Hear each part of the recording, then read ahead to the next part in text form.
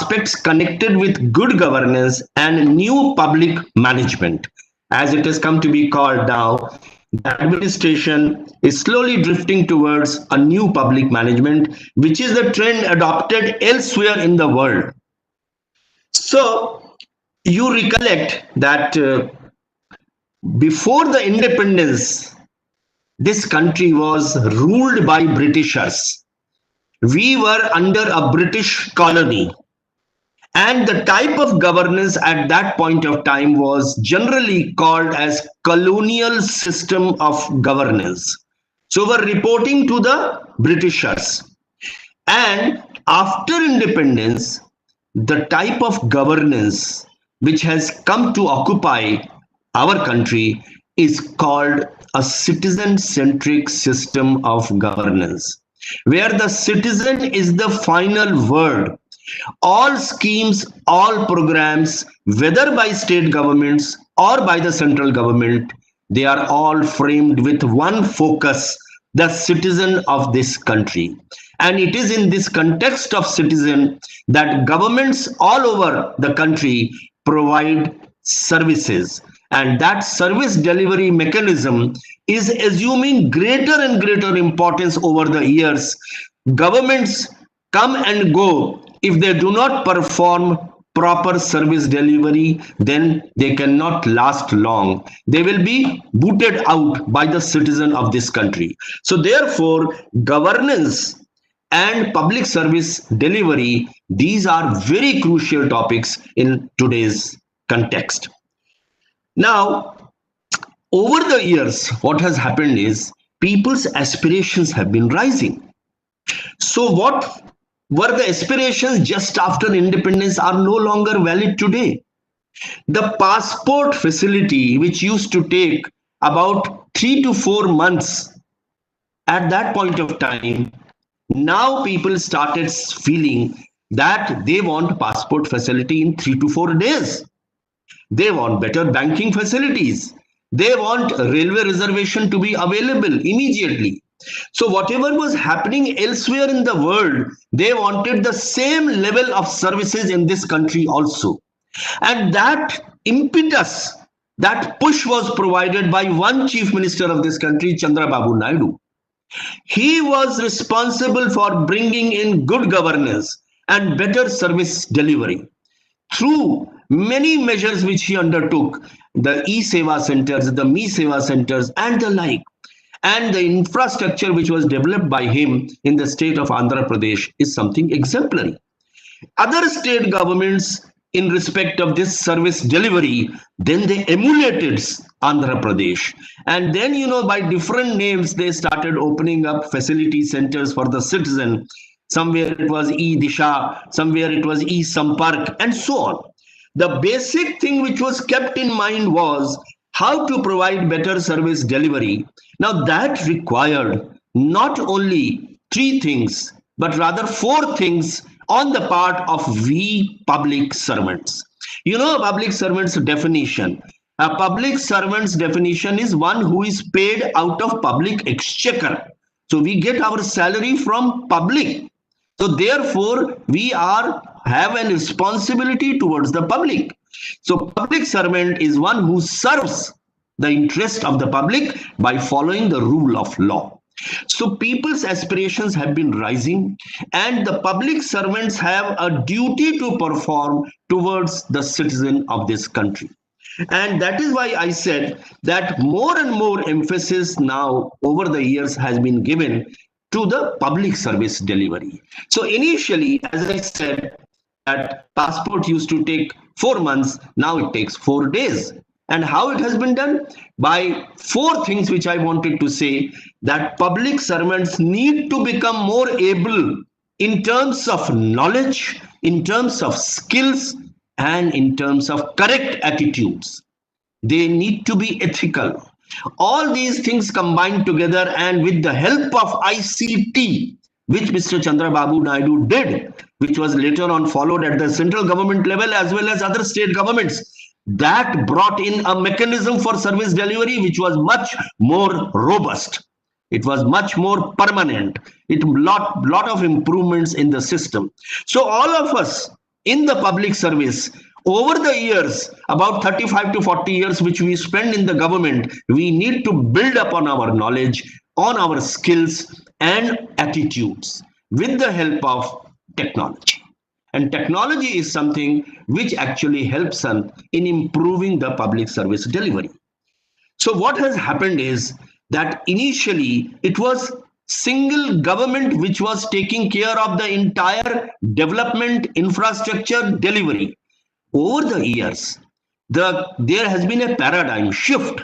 So now it is from government to governance. So the emphasis is on governance, not on government. Government is just an agency to carry it out. So now the governance has come to occupy a much important place, that how we govern the country in terms of bringing improvements in the service delivery. And this now, as governance has also come through a transformation process all over the world, now new public management has come to occupy a place. And this was started off in Africa. It came to New Zealand, it came to Australia, it came to Canada. So now what has happened is the government has come to realize that it is only one of the organs to bring about improvement in the lives of the citizens. There are two other organs also. And these two other organs, one of them is called a civil society, and the third is called market.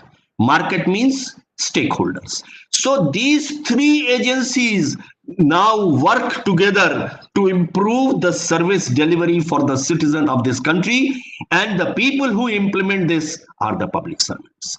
So now we are moving towards a direction in which perhaps more than anything else, the service delivery has become important. And over the years, what has happened? The private sector has developed tremendously in terms of knowledge, expertise, experience, and so many things. So therefore, the government started thinking of bringing in the civil society and the stakeholders to work towards dovetail with the government efforts to bring in a better service delivery. So what has happened? We have come to now a stage where from complete control by the government over such activities, we are moving towards privatization. And in between these two, there is something called PPP model, which is public-private partnership. More and more activities are now being transferred to the PPP mode of governance. So the business model which is being adopted everywhere, and you are all aware about it. It is not that you don't know. The business model, a PPP, there can be a management, outsourcing, there can be service, there can be concession, there can be BOT model, there can be boot model. So they are all forms of PPP. So what has happened? Government has come to realize that it has got the money, it has got the land, but the expertise, the experience of working of the private sector has improved considerably. They are able to bring in the best technology from elsewhere in the world. So why not take advantage of that? And that is why the private entrepreneurs now is working hand with hand with the government to bring about this improvement. Even the e-governance thing which has been implemented everywhere, there are private players, there are Tata consultancy services, there are many other services. So this PPP model slowly is becoming a part of our delivery system. And that is why I said in the beginning that we are moving towards NPM, where we are not, the government is not the only agency, it is the civil society as well as the market, which are the stakeholders. Now, let me start sharing my PPTs. So let me tell you what exactly this Prime Minister, when he first came to this to occupy the office of the Prime Minister, what was in his mind to talk about good governance and public service delivery. Responsiveness is only one part of the good governance. Now, can you see my PPTs, all of you, sirs, ma'am? Responsive governance. Can you see this? Yes, sir. Yes, sir. Yes, sir. Okay.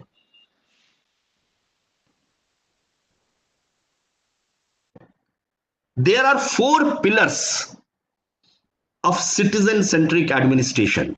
The churning process is on, and through churning, improvements happen. Change always happens. Nothing is permanent in this world except change. And it is the change which brings progress in this world. So, through this churning process, many new things have come in this country also. So, the citizen, as I said, occupies the most important place. So, what can be done to improve the services for the citizen? That has been done through a process which is generally called citizen-centric administration, and it is comprising of 4 E's. First is ethos of service to the country. The second is ethics. Ethics means honesty, integrity, transparency, and many other things. The third is efficiency. And efficiency has come to occupy the most important place nowadays in government. In Western world, a government servant is said to be ethical only when he is efficient, he is effective, he is productive, and he delivers. So delivery has come to occupy a most important place. That is why we need a responsive governance leading to an effective public service delivery. So that is the third, efficiency. The fourth is equity. That is justice. Treating all citizens alike with empathy. Empathy, I'm sure all of you know about it. Empathy is putting yourself in the shoes of another. Sitting where other person is seeing us. Start imagining if you were in his position. So once you are empathetic, then you can realize what exactly the citizen faces when he goes to a government office. In fact, I always, when I hold this program several times face to face in a classroom, I tell the participants, imagine yourself standing outside a government building, looking at the government building, and then you don't know anyone, you go inside for your work. What exactly are the experiences you are going to have? Then look at those things, try to make improvements in that so that you will not remain in service for all time to come. After 40 years, even we retire in government. So then we become a normal citizen. So therefore, we should put such robust systems in place that even when we are not serving the government, we are in a position to obtain the services from the government in the same manner as we would have liked them to be. So that is called a citizen-centric administration. So what is governance? Let me just touch upon, because the topic is responsive governance and public service delivery. So governance is process of decision making. It is a process in which the decisions which are made are implemented. So executive implements them. The decision makings are done both by public servants as well as the political executive also. So governance is decision making, then implementing those decisions, and then reviewing those decisions, monitoring those decisions so that they are implemented well. Control. The senior officer must have control over the junior officer. Everyone must have control. If you do not have control, how will you monitor? So process of governance means decision making, implementing those decisions, reviewing them, monitoring them, and controlling them. So how it is done? It is done by traditions, because governance is done by government primarily, and there are precedents and traditions, institutions, and processes laid down, and through them you govern the people.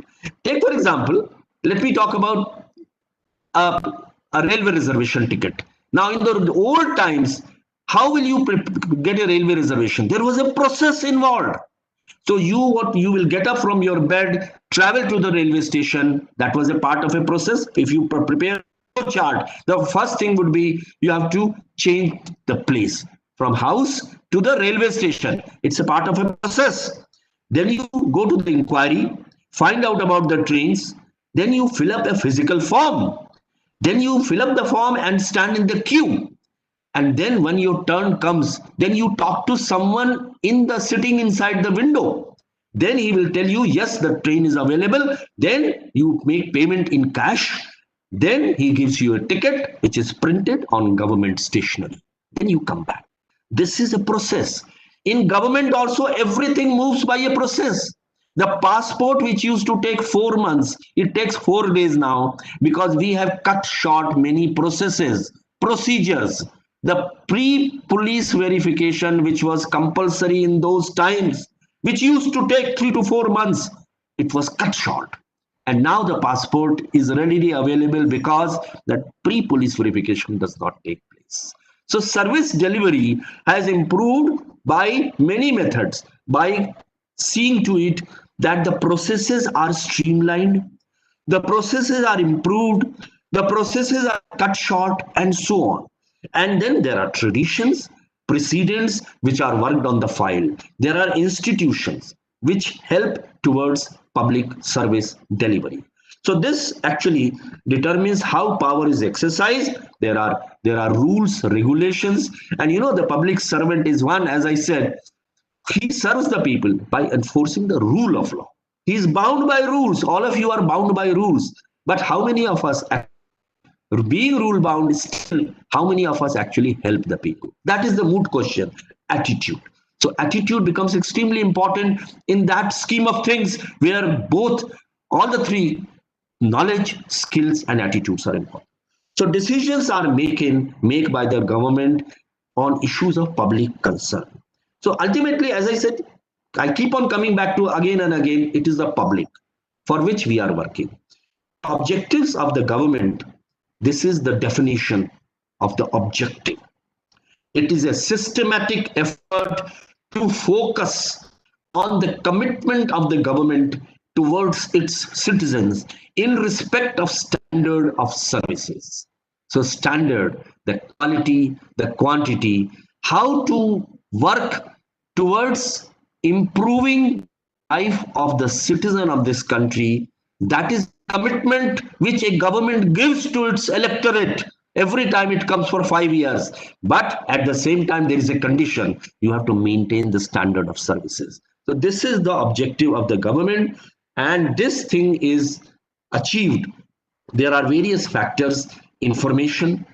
The information must be available with the government. The consultation process with the civil society, non-discrimination, that is justice, and assess from time to time what the public wants, the feedback.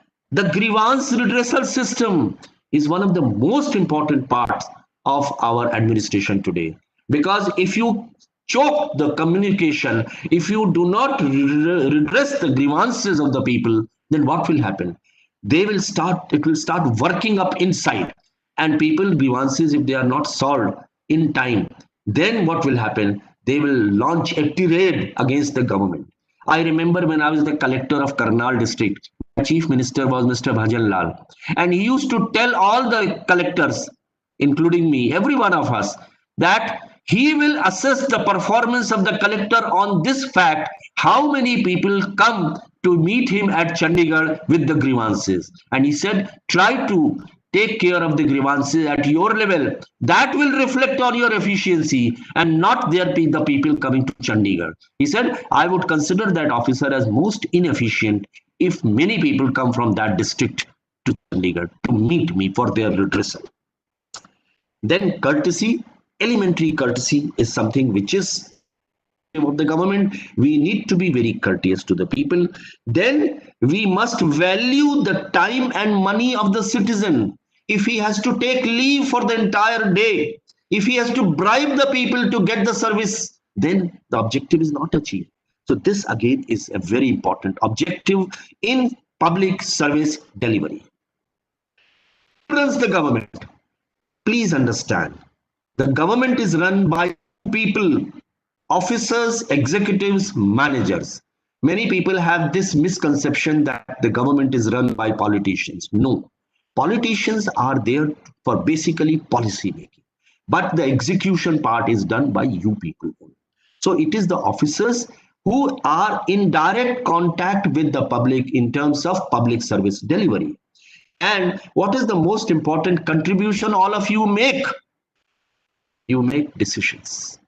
So anyone who is file, he is not taking a decision for the improvement of services, then he is the most unethical person on this earth.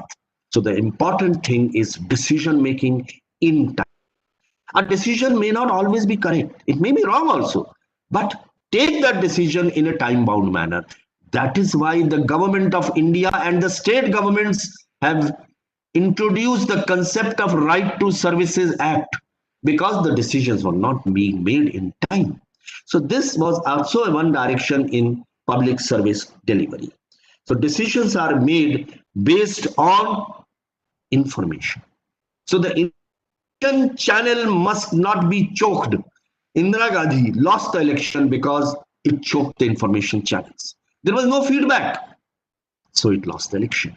So public servants are expected to keep their ear and eyes open, listen to the people, what exactly are their expectations, and try to make improvements in them.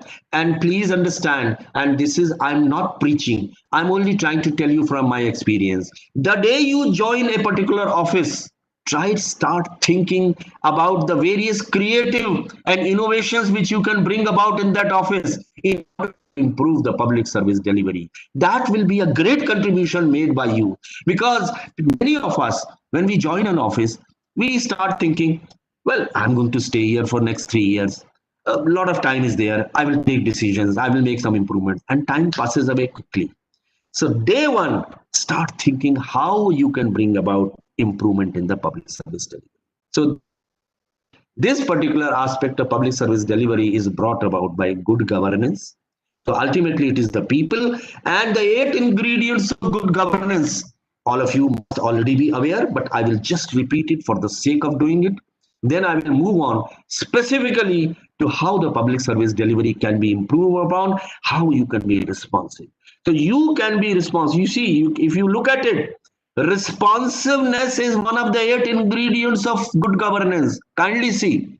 The first one is efficient.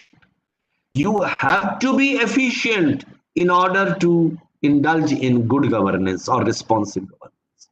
You have to be accountable. That is taking responsibility for your actions. And we are all accountable to the people of the country. So are nations. Ultimately, it is the people who matter, no one else. So your accountability at workplace, I'm sure all of you are accountable in your family. The same way you are accountable to the people, to your subordinates, to all stakeholders while you are sitting in your offices. The third thing is transparency. And you know that act which was brought about to bring transparency, that was the RTI Act. Responsiveness is closely related to this thing, how you are immediately able to respond to the needs of the people. And one of the areas which is very important in this is public grievances. So how quickly you can respond to the grievances of the people, that shows how responsive you are. Always keep a time, even if it is not provided for by the state government specifically. Always keep a time and popularize it, publicize it, that you will be available in your offices during these hours. And tell your superior officers, sir, I need to be present in my office, say from 10 to 12. Please do not keep any meetings during that period. Because if there are meetings, then you will have to go out of your office to meet the superior. During that time, people will come for grievances and they will go back to their villages empty-handed. So try always to remain present in the offices for a definitive period of time. And one more thing I would mention here.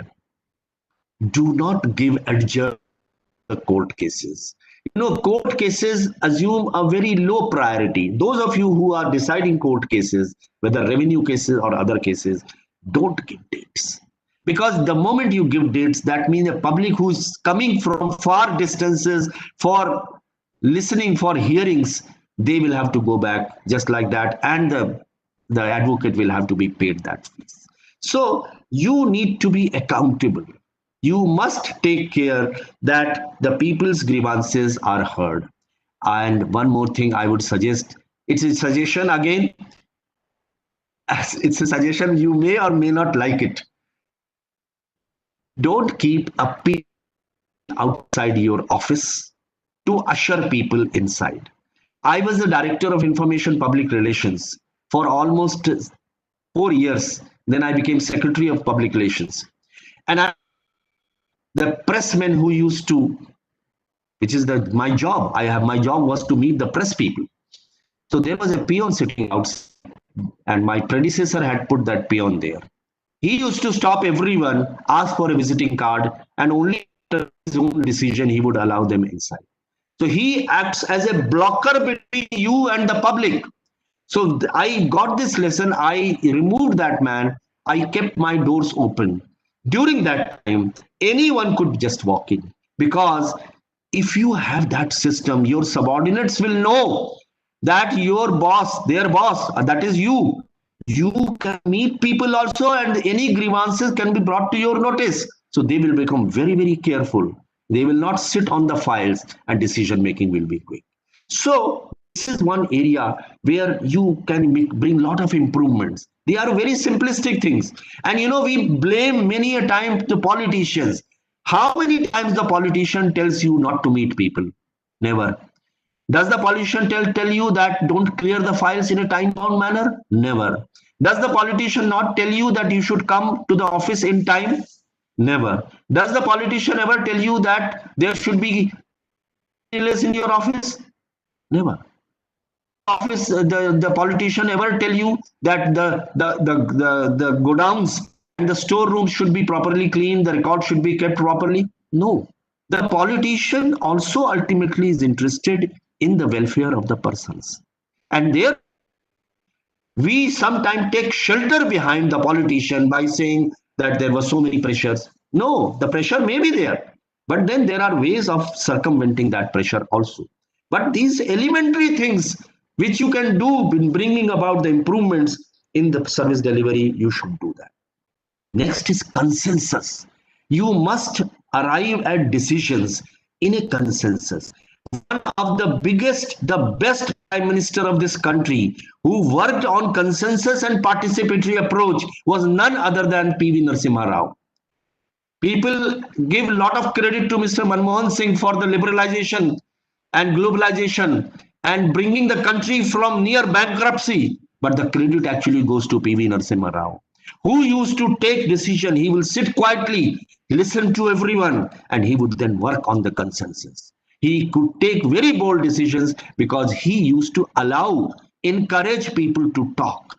So the decision making in a group is always better. A team is always better. You arrive at much better conclusions. So consensus, participatory, bring the public in, listen to their grievances. Keep your mobile phones always on. Many of us who are provided mobile phones by the government, we do not keep them on after 5 o'clock. Now that is called is being unethical. Please always remember, ethical duties of a government servant is not only honesty and integrity. Honesty is just a necessary condition. More important than that is how responsive you are, how efficient you are, how effective you are, how productive you are, and what is your delivery system. So this is important for all of us. Then inclusiveness. Take the weaker section of the society along with you. Just like in your house, you take your parents, your grandparents, your wife, your children along with you, to make them participants in the progress of this country. Inclusiveness is taking everyone along. Socially weaker, economically weaker, so that they also get the fruits of progress in this country. And then, of course, following the rule of law, that I don't have to say, a public servant is expected to follow the rule of law. So this is bad governance. Bad governance is inefficiency, red tape, maladministration, corruption, secrecy. And the good governance is rule of law, transparency, participation, accountability, and sustainability. So be a good governor. That is what is expected of each one of us. So different tools which have been implemented by the government for better service delivery and citizen-centric administration are the following. There are many others also, but some of them I will just run it past you. So Right to Information Act. Andhra Pradesh has also got a Right to Information Act. Technology intervention through ICT. Andhra Pradesh is the biggest state which could bring about technology intervention, as I already mentioned. Then Right to Information Act, direct benefit transfer, then inviting suggestions from citizen policy, that is called participatory approach. Whatever program you want to launch, make it open, make it everyone aware about it, that this is what I'm going to do. If there are any suggestions, everyone can give. So involving people, coming back to the same thing which I said, a paradigm shift from government to governance through involvement of the other two stakeholders, the civil society and the market. Then citizens holding service provider accountable, public grievances redressal system. And then of course the decentralization of power by involvement of the citizen through Panchayati Raj and local self-governments. These are the various tools which have been introduced by the governments in this country to provide a better citizen-centric administration, a better service delivery. And I would just suggest to all of you, there was a politician in this country who was made the chairman of a commission, and he gave many recommendations into that commission. The commission was called a Second Administrative Reforms Commission. It was headed by Veerappa Moily. And if you have time, there are, I think, 12 chapters in that. They deal with every aspect of administration, how to make the administration people-friendly, citizen-centric administration, administrative reforms, ethics and values in the administration, and so on. It's a really worth reading. Many of the recommendations have also been accepted by the central government. So this is the Second Administrative Reforms Commission. It was constituted in 2005. It gave many suggestions. 15 reports have been published. And the 12th report deals with the citizen-centric administration, which is the heart of governance, because the service delivery is a part of citizen-centric administration. And then the Citizen Charter. How many of us actually we will look at the Citizen Charter, which is one of the tools for public service delivery? We do not. In fact, I would like to say, how many of us keep on updating the Citizen Charter? How many of us update the websites for our department? So whenever you occupy a new office, start looking at the Citizen Charter. What are your duties? We tend to forget those duties, but they are in public domain. And the citizen of this country, they should not be disillusioned by looking at the charter and seeing that actually the government is not delivering it. So you must look at the Citizen Charter, which is a tool. And Citizen Charter is a set of commitments made by the department regarding the standard of services which it delivers. And in large number of cases, I'm sorry to say, we have failed to provide the services offered to the citizens. Some of us have, but I would strongly all of you that now you go to the office next time, look at your Citizen Charter and see what are the expectations from the public. So citizen-centric administration is transparency, accountability, and timely service. If you provide a service after, say, some of the court cases take 20 years, what is the point of that? So citizen-centric administration is one which provides timely service. Now, the e-Seva and me-Seva centers, they are actually working towards citizen-centric administration. Earlier, the things which used to take several days, now you walk into one of those centers, it's a beautifully located building in which there is a good ambience. There are digital boards. There are girls and boys sitting across the counters and they are having a laptop or a desktop. You go there and when your turn comes, then you give those applications which is filed online and the service is provided in the next 1 or 2 days. You don't have to visit any government offices. So that has brought in timely service, accountability of the government. So the transparency is making public service delivery processes open, Everyone should know what are the processes. You know, one of the biggest maladies of our administration used to be that for every service, till a few years back, I'm talking about those days, for every service, the government departments were asking for affidavits to be sworn in by the applicant, and that affidavit had to be submitted to the at the counter. Whether you want a registration certificate or a license or anything, it was being asked for. Asking for affidavit means spending one full day going to the stamp vendor, going to the writer, deed writer, going to the oath commissioner, going to the magistrate, typist, and then submitting it, and it used to cost 1,000 to 2,000 rupees. So now majority of the state governments have disbanded that system of affidavits unless it is statutorily compulsory. Now we realized that a affirmation is also going to attract the same penalty as an affidavit in case your affirmation is wrong. So why spend so much of money? So the things are becoming more transparent, more open, processes are becoming simple, and that is why you people are there. Make it as simple as possible. Did you ever realize that the income tax refunds could come directly to your bank accounts? No, we never expected. The form for the income tax return used to be so cumbersome. No longer.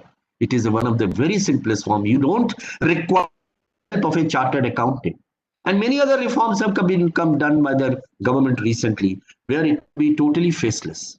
So, information to the citizens in public service delivery, whenever under the Right to Services Act, the reasons have to be explained why this application has been delayed and so on.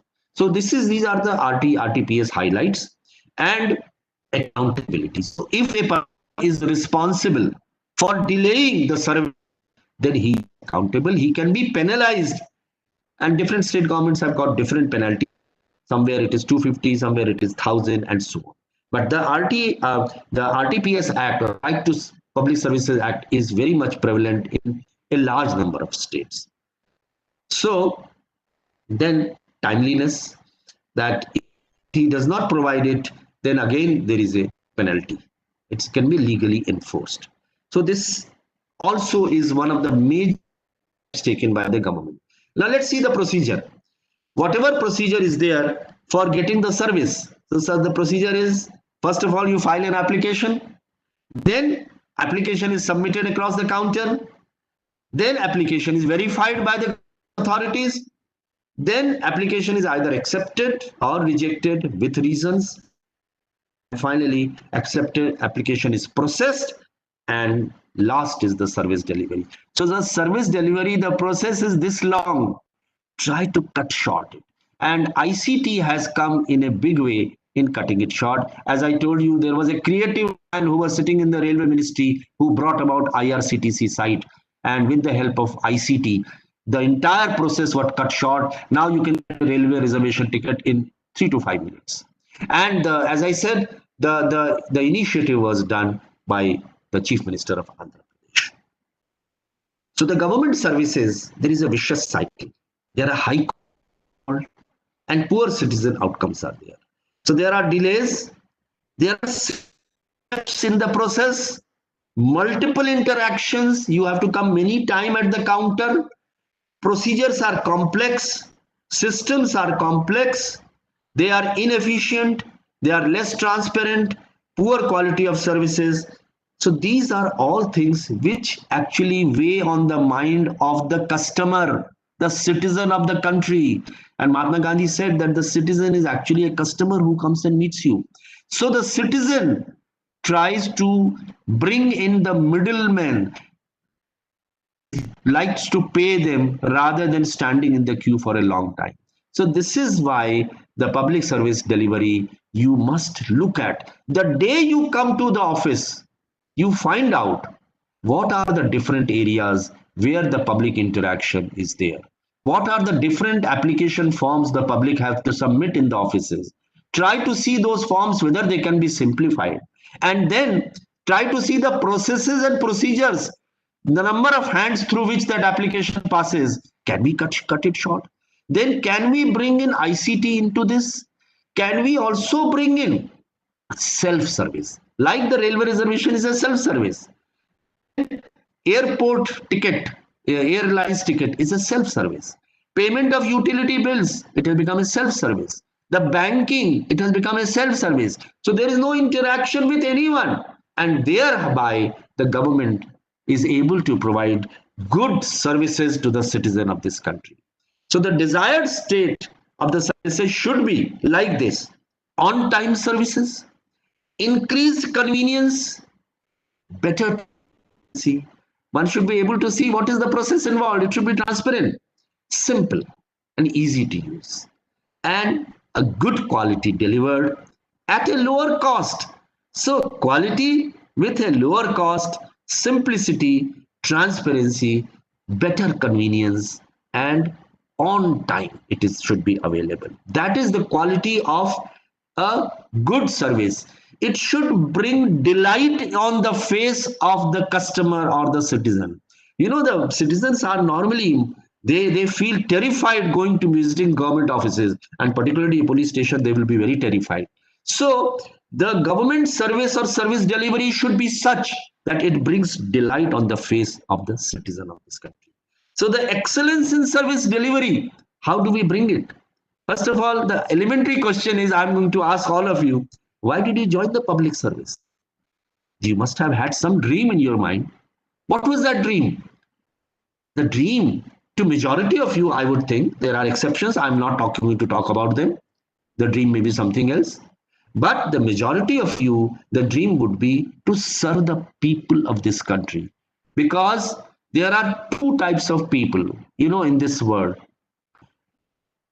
One is called successful people, the other is called significant people. Successful people are those who take much more from the society and give back much less to the society.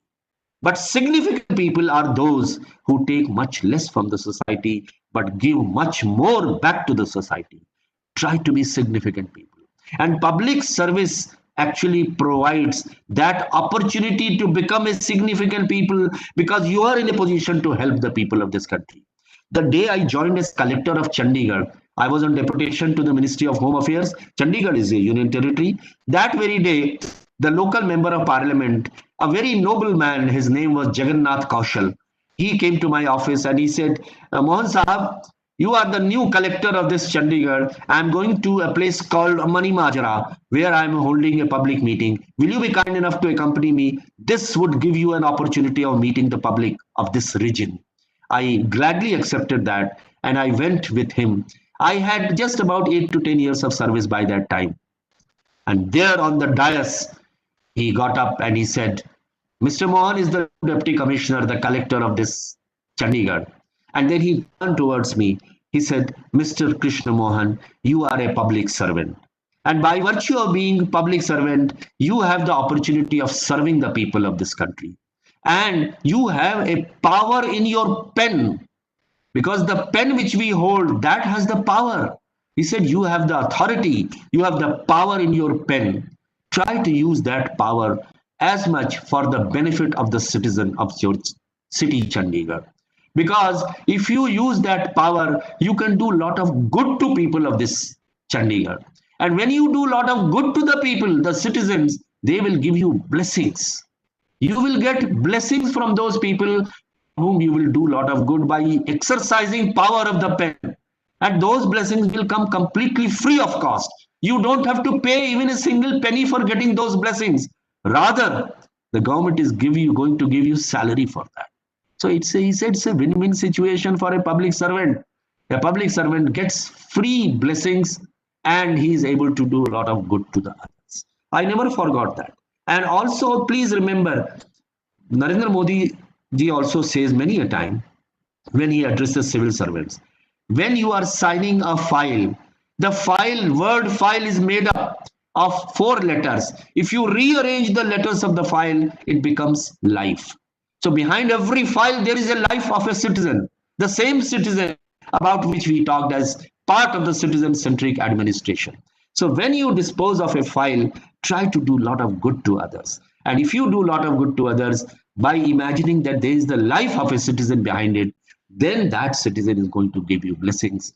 And believe me, the biggest thing that you can earn in public service is the blessings from the people by being good to them. The citizen feedback, which normally comes, in the absence of this, is they say officials do not adhere to prescribed time schedules to coming and leaving the offices. And as I told you, no politician will tell you to do these things. We do it because some of us are indisciplined. We do not give that much of importance to coming on time schedule. Believe me, if you come on time, you can leave on time. You don't have to stay after office hours because 9 to 5 is sufficient time to take care of the work. Those people, I know certain officers in all services who come to the office by at 11 o'clock, 12 o'clock, and then they sit late till 8 o'clock, asking their subordinates also to sit along with them. I regard them as the most inefficient people in this world. Because if you cannot take out complete work from 9 to 5, you have to sit late, then you are inefficient. So come to the time and go on time. Then the people's grievances are offices do not have a designated day or time schedule for meeting the people, which I told you, that always keep a time, fixed time in which you can meet the people. Third is great deal of inconvenience in getting different certificates. So it can be residence certificate, can be birth certificate, death certificate, and so on. So that inconvenience is also one of the citizen feedback. Fourth is files do not move without payment of bribe. So this you have to keep in mind that everyone may not be like you. There may be people down below who may be actually resorting to such illegal things. So try to keep your ears and eyes open. And as I said, keep the door open. Meet the people, listen to them. And I used to do one thing, and this was very helpful. If someone will come, he said, sir, I've given this application 2 days back and I'm not able to get it done. I would, in front of him, call that official and tell him very politely. I would not reprimand him because if I reprimand him, I would have lost him. I don't want to do that. I have to take work from him also. I would tell him very politely, look, this gentleman has come. See to it that the file is sent to me today itself. And then he would go back and now he'll be under. He will have to dispose of that file. He will have to send that file to me. And one more habit you must keep. Whenever a fresh receipt comes in your office, whenever a fresh receipt, FR it is called, try to put deadlines on that FR itself. Right? Please put up this file within 2 days. So when this FR go down, then the official will immediately understand that this is going to be expected out of me, that this file must reach them in 2 days. So this is how you ensure that public service is improved. Then no nodal officer for informing people on how to avail the benefits. Always keep a small reception table in your office. A person who can guide someone how to go about the procedures, the process. And if there is any problem, he can take care of the grievances. Then they sometimes say that we write letters to the higher authority, but no action is taken. For that, I take the help of ICT and try to see that the response goes, at least a receipt goes immediately. Yes, we have received your application and we shall revert back to you. And then keep a system through IT that you get information about the pendency of these applications, grievances. Then acknowledgement you must give always to any complaint which has been filed. That if that is given, half of the satisfaction of the person will be through that acknowledgement. Then people say that root level functionary is generally absent. So try to take a round of the offices after an hour or before the closing hours to see whether they are sitting or not. Try to call a meeting. Be frank with your subordinates and tell them that you will be in a position to leave at the appointed time, provided you work from 9 to 5.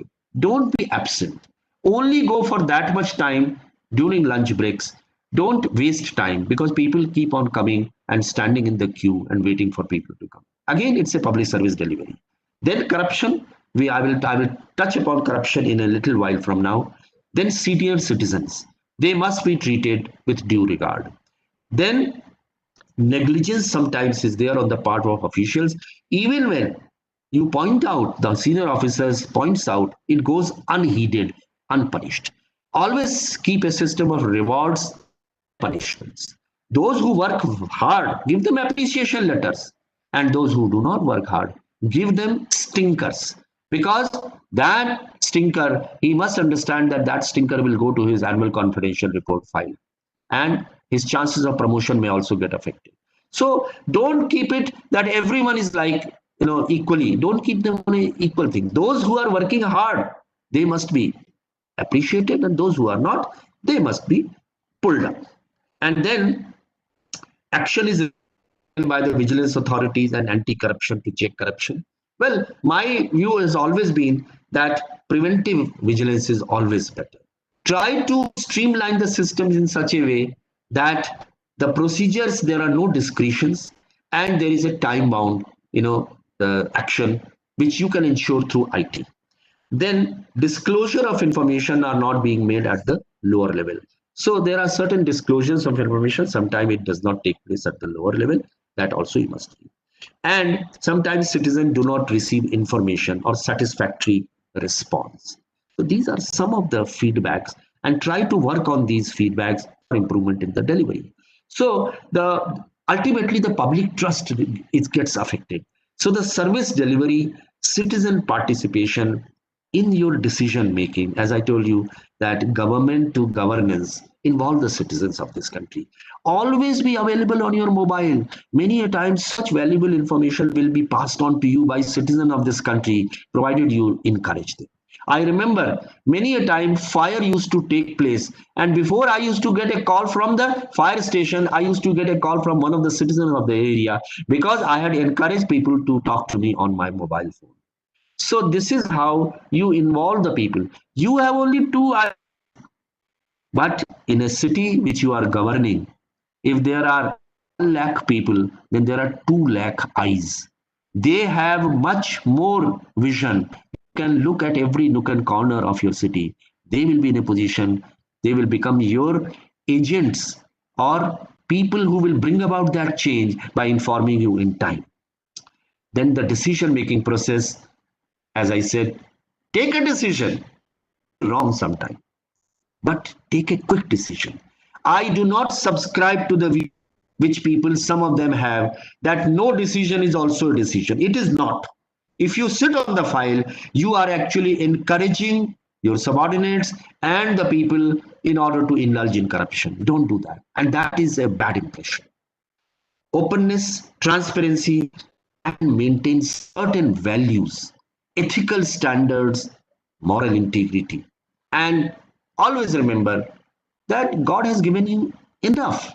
You don't have to resort to be unethical. Why should you be unethical? And this is one aspect which I keep on telling the government officers, that why should we be ethical? Because number one, we are the role model for our subordinates as well as our family. An unethical government officer will also not like his children to be unethical.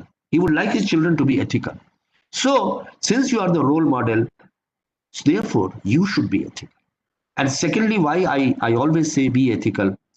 Being unethical give you permanent setbacks. It may not come today. Maybe before the end of your journey, you may have a setback which is permanent. I'm not saying that ethical people don't have setbacks. Ethical people also have setbacks, but they are very temporary. You spring back in no time. Thirdly, is that you have a great satisfying feeling after your retirement in your second innings if you have remained ethical. So that gives you a good feeling, because during your service, you get respect out of authority which you get, and authority you get from chair. The moment you are chair, the authority goes. But the real thing to be earned in our 35 to 40 years of service is not the authority, it is the power. And what is power? Power is the sum total of two things. One is called values, the other is called skills. The skills which you earn over the years by being in government service. Try to increase that power. That power is permanent, authority is temporary. So this is how the of us must work towards excellence. So the quality of being outstanding or extremely good, that is excellence in public service delivery. And is should never, the public officers should never give this view like it is on this piles of files lying on the table. In fact, it gives a very, very bad impression about every one of us. So Mahatma Gandhi also said, a customer is the most important visitor on our premises. He is not dependent on us. We are dependent on him. He is not an interruption in our work. He is the purpose of it. He is not an outsider in our business. Part of it.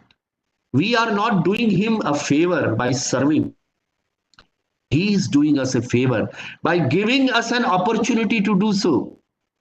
That is the concept we all must have in order to provide the best service delivery for the citizen of this country. So some of the hallmarks I would like to just summarize: ethics, transparency, accountability, responsiveness, equity, service ethos, rule of law, participation, efficiency, and predictability.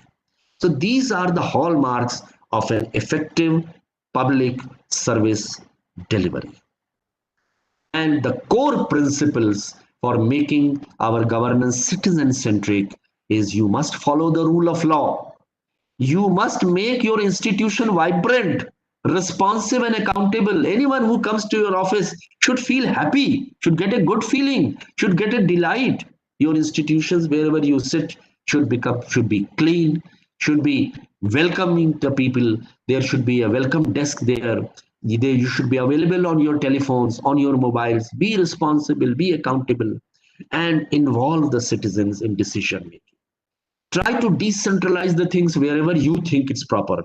Sometimes decentralization, sometimes delegation, and transparency. And try to bring about reforms in your civil services. And ethics, I don't have to repeat again and again. Ethics are compulsory. Then process reforms. There is a branch of management which is called government process re-engineering. Try to look at that. The entire system of railway reservation or airline reservation, payment of utility bills, e-seva center, me-seva centers, e-commerce, all these things have been brought about by process improvements. Initially, the private business introduced this, and this was done by one person called Michael Hammer. He introduced the system of business process re-engineering, which was then later on adopted in the government, and the name is called as government process re-engineering, in order to improve systems of governance, in order to improve service delivery. Process reforms, as I said, periodic and independent evaluation of the quality. So monitoring, you remember I told that governance is monitoring also, control also, review also. So at every fortnight, you should review. Hold a meeting every week in which you call your subordinates. Normally, I used to hold meetings the first time, 9 o'clock when you start the office. So at 9:30, I used to call everyone and I would discuss about 15 to 20 minutes. What is the agenda for today? What are the things we can do? Then we'll send them to their government, to their desks. So some questions I'm going to ask you. Are we delivering the services? Are we delivering the quality services? Are we able to understand the needs of our clientele? How can we further improve our services client expectation? Think about charter. Think about public grievances system. Think about service delivery. If you think properly, devote some time, I'm sure tomorrow your offices would be much more improved in terms of delivery than today. And every day, there should be an improvement in terms of your knowledge, in terms of your skills, as well as attitude. So implement the charter, monitor the charter, and review the charter for service delivery. Similarly, have a very robust public grievances redressal system. So give a grievance, every grievance receipt should be given. It should be redressed in a time-bound manner, and try to see that those grievances do not recur or come again. So the capability must ensure the following: citizen focus. Again, I'm coming back to this again and again, because service delivery is meant for citizen. Employees should be motivated. Now and then, those who are working hard, they should be motivated in terms of by giving them appreciation letters. I know we cannot give financial benefits or advance increments, but this is something which all of us can give. We can go around the tables of the employees, ask them certain questions: how's your mother, how's your family, where is your children going to school? These are simple motivation things. Give him an appreciation letter on 26th January or 15th of August, and believe me, he will go running back to his spouse and show him her the letter, the appreciation. So that is how you motivate them. Then infrastructure management, always try to manage the infrastructure in your offices.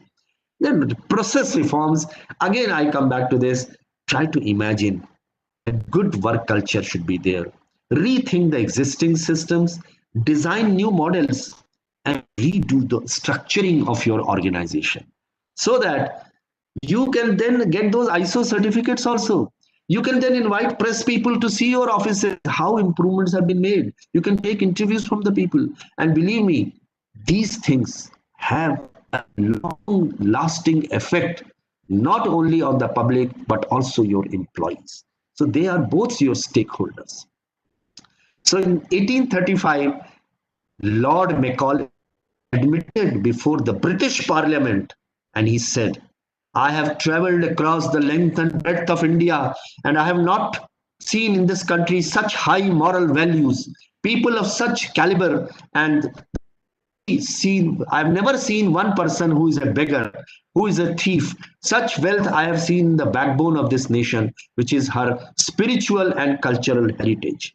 So this is what he talked about this country. We actually inherit a lot of spiritual and cultural heritage. But the citizens over the years, that is one area where we need to focus our attention on. And that can be done if you decide to follow a code of ethics. So integrity, impartiality, commitment to public services, open accountability, devotion to duty, and courtesy, exemplary behavior. That is it. So Swami Vivekananda, one of the greatest thinkers of this country, said, talk to yourself once in a day, otherwise you may miss being an excellent person in this world.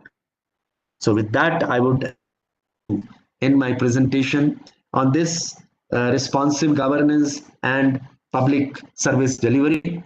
Lot more can be said on this topic. Normally, I devote one full day on this topic because there is so much. I have tried to summarize it, but I would like to take any questions if there are any. We'll move on to the next topic.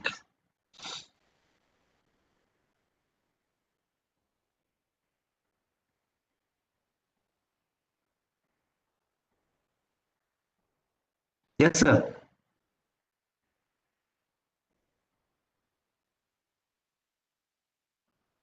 Any would like to ask me? I'm sure there are more than 100 participants today. Can you hear me? Yes, sir. Yes, sir. Yeah.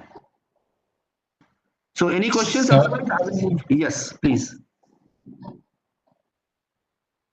700 participants are there, sir.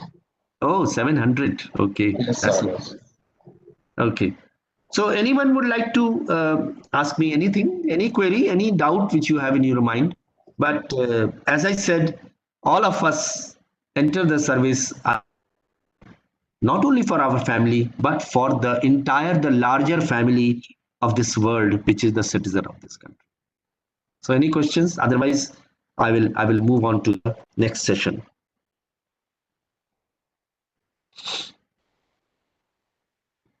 Okay. So, okay. At the end of the second session also, I can take questions, not a problem. So, Mahatma said, my life is my message. So this is what he said. And all of us should try to live up to the aspirations which have been laid by the great thinkers of this country. And as I said, public service provides that opportunity to each one of us to think on those lines. and to provide the services for the citizen, because we do lot of service to the citizen, and thereby, as I said, you also earn a lot of blessings also. Come to the second session, that is a good governance approach.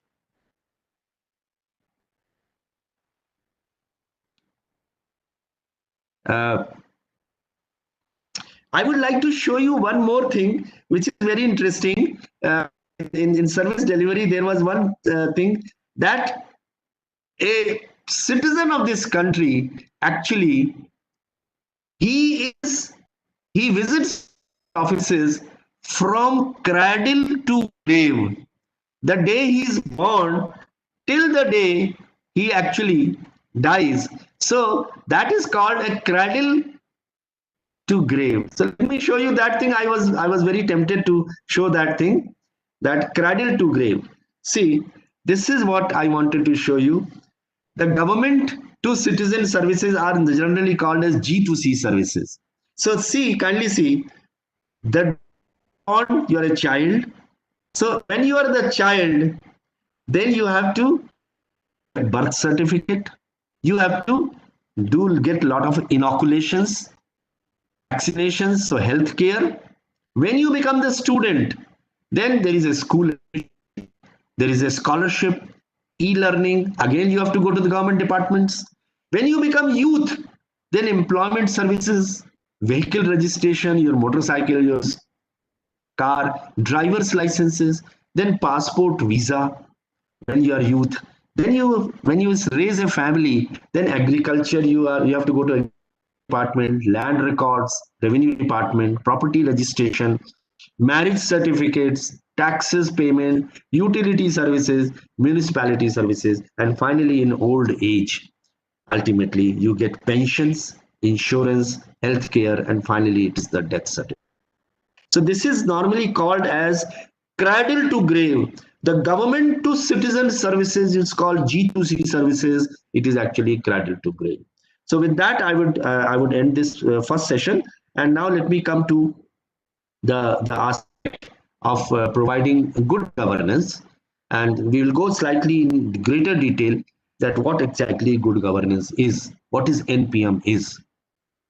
So government is a group of people who rule or run the administration of a country. In other words, a government is the body of representatives that governs and controls the state at a given time. And government is the medium through which the power of the state is deployed. So you people represent the government. All the people who are public servants, they represent the government. So it's a group of people who run or rule the administration of a country. So government can be of two types: democracy, autocracy. So this is the two types of governance. India is a democracy. There are many countries in this world who are autocratic. The purposes and objectives of the government is to maintain law and order, tranquility, defense of the country, then liberty, and then the welfare, education, general welfare of the people of the country, and ethics in the public, inculcating ethics everywhere. So that is called public morality. So this is the purpose and objective of the government in this. And as I said, there is a drift now, paradigm shift from government to governance. So the act of governing or ruling is called governance. And this is done by a set of rules, because you follow rules. You follow rule of. So it is a set of rules and laws framed by the government that are to be implemented through the representatives of the state. Representatives of the state can be both political as well as on the executive side. So governance is what the government do. Governance concept that can be followed in an organization of any size, any cell, organism. For example, a public sector undertaking is also governing. A university is also governing. A school or college is also governing. So it can be an organization of any size, and governance would always be there. The different types of governance which we normally do, one is called the political governance, the second is called economic governance, and third is the administrative governance. So the administrative governance is where the good governance actually comes. So we will talk about that. Political governance, you are already aware, the politicians, the kind of governance that they do, party system and all those things. Economic governance, the Reserve Bank of India, the banks, the economy of the country, and finally the administrative governance. So governance can be, there are three parts of the governance. Please understand this. One is authority. The second is decision making. Third is accounting. These three are compulsorily required in governance. Whenever you govern a country through the various offices, departments, then you exercise authority, you make decisions, and you are responsible to the people of this country. So accountability. So the rule of law, cornerstone of good governance, is adherence. You must always stick to the rule of law.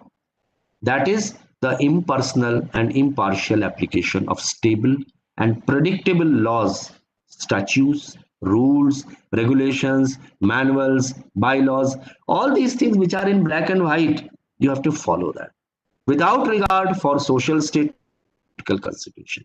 That means equity. You must follow the rule of law.